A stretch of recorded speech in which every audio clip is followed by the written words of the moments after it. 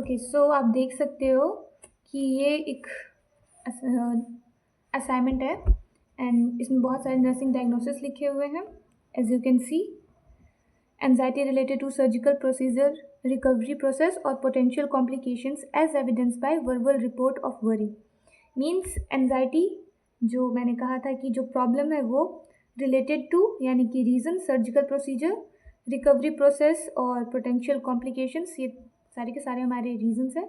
और ये proof as evidence by verbal report of worry, जिसमें पेशेंट ने खुद बताया है या फिर पेशेंट जो चिंता में है वो इस चीज़ का प्रूफ बनी है. Okay, disturb sleep pattern related to head bandage, okay, head bandage and restricted head movement as evidenced by patient's complaints of tightness and discomfort. यहाँ पे जो पेशेंट है वो सोने में थोड़ा सा अनकंफर्टेबल हो रहा है क्योंकि उसके सर पे एक बैंडेज लगा हुआ है और उसको हेड का मूवमेंट भी रिस्ट्रिक्ट किया गया है. और इस चीज़ का प्रूफ है जो पेशेंट के सर पे बैंडेज लगा हुआ है उसका टाइट होना एंड उसको जो डिस्कम्फर्ट हो रहा है वो. So this is the nursing diagnosis. Okay, ऐसा लिखते हैं नर्सिंग डायग्नोसिस. अब देखते हैं नर्सिंग प्रोसेस को. So here is our nursing process.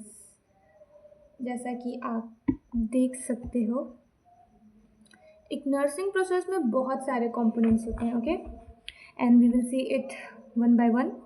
सबसे पहले हो जाता है असेसमेंट. ओके, और असेसमेंट में भी दो कंपोनेंट्स होते हैं, एक subjective data and the another one is objective data.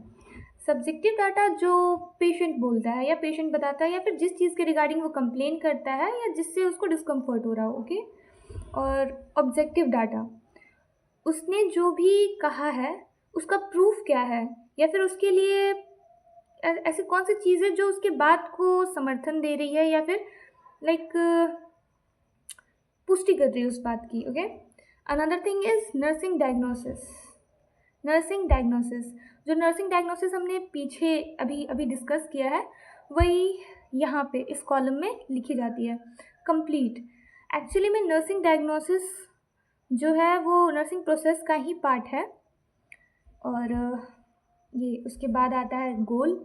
अगर पेशेंट को ये प्रॉब्लम है और ये चीज़ें हुई है यानी असेसमेंट हो गया है, पेशेंट ने कुछ कहा है, उसका प्रूफ मिल चुका है, तो उन चीज़ों से डील करने के लिए, उसको ठीक करने के लिए हमारा गोल क्या होगा. ओके, मतलब हमारा गोल क्या होना चाहिए उन चीज़ों से रिकवर करने के लिए. देन हम लोग बनाएंगे प्लान. देन आएगा एक और पार्ट, रैशनल एक्चुअली में होता ये है कि जो भी हमने प्लानिंग करी है, ओके, इसका साइंटिफिक रीज़न क्या है, या तो प्लानिंग या फिर जो हमारा गोल है, इन दोनों में से किसी भी चीज़ का रैशनल यानी कि साइंटिफिक रीज़न क्या है. ओके, एंड देन इम्प्लीमेंटेशन, जो चीज़ें हमने करी है या जो चीज़ें आप करोगे वो सारी यहाँ पे मेंशन होगी. देन इवेल्यूएशन, या तो आप इसे पेशेंट को देख करके इवेल्यूएट करोगे या पेशेंट बताएगा, ये दोनों चीज़ें हो सकती है इवेल्यूएशन में, जहाँ पे आप पेशेंट को जब आपने वो केयर दिया है, जब आपने पेशेंट को जो केयर दिया है उसके बाद उसका क्या रिस्पॉन्स रहा है, उसमें क्या इम्प्रूवमेंट्स आई है, ये सारी चीज़ें देखते हैं. Okay, so that's it for today and will meet in next one with new topic. और अगर आपके पास कोई और चीज़ें हैं